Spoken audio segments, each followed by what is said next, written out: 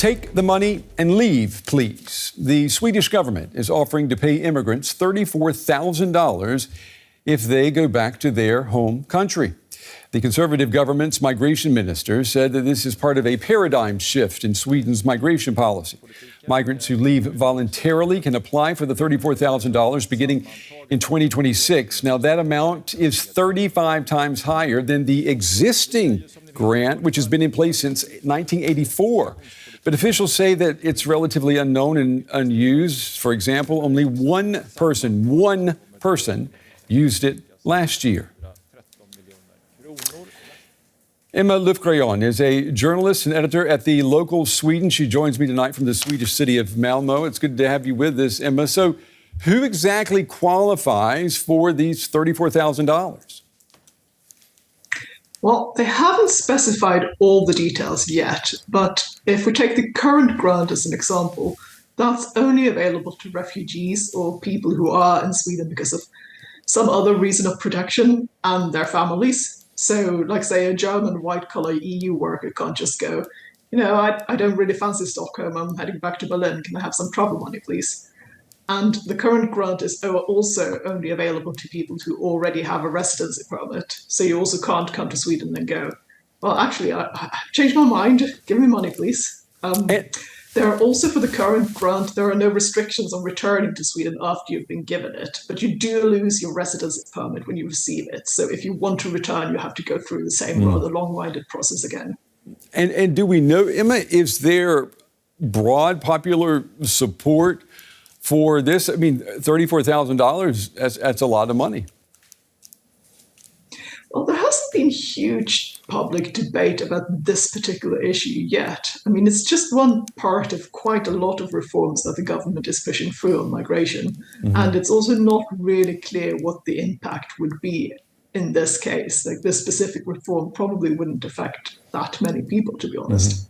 Mm-hmm. Well, yeah, I mean, the numbers showed last year only one person actually got the grant money.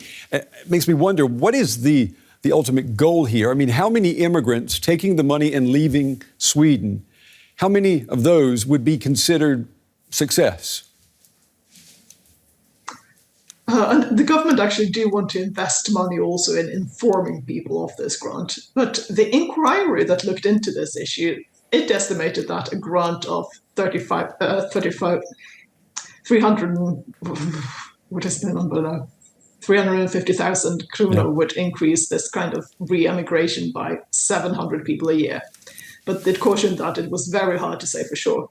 And the Sweden Democrats spokesperson on migration, he actually said that he believed that this was a lowball figure. And there's quite a big pool of people who would potentially be interested. I'm not quite sure what the cutoff point is for success, but I don't think it's a wild guess to think that it would increase compared to today. The government has promised to take a hard line on immigration. Is this move just for show? I mean, I guess I understand the argument, put your money where your mouth is here. Is that what the Swedish government is doing, in your opinion? I mean, the government would presumably say that it's one part of the puzzle and every little bit helps. Like, the idea from the government's perspective is that a lot of people today aren't integrated, don't speak Swedish, don't have jobs, aren't really part of society, and maybe in a lot of cases would actually quite like to leave, but can't for various reasons. It's interesting, though, that the government-appointed inquiry on this actually rejected the idea.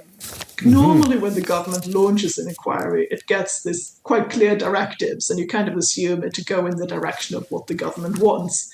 This time, the inquiry was asked to study other countries and find methods that could increase the immigration of immigrants through cash incentives. And it just basically went, nope, can't be done. There are no such methods anywhere that work to that end.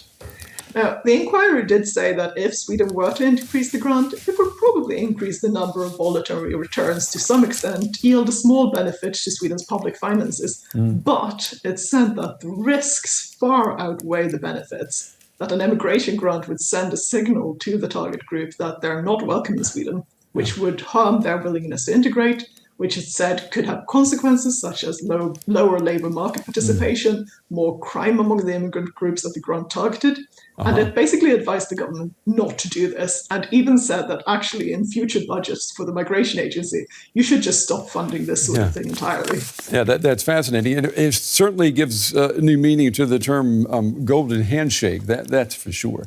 Emma Löfgren joining us tonight from Malmo in Sweden. We appreciate your reporting, Emma. Thank you.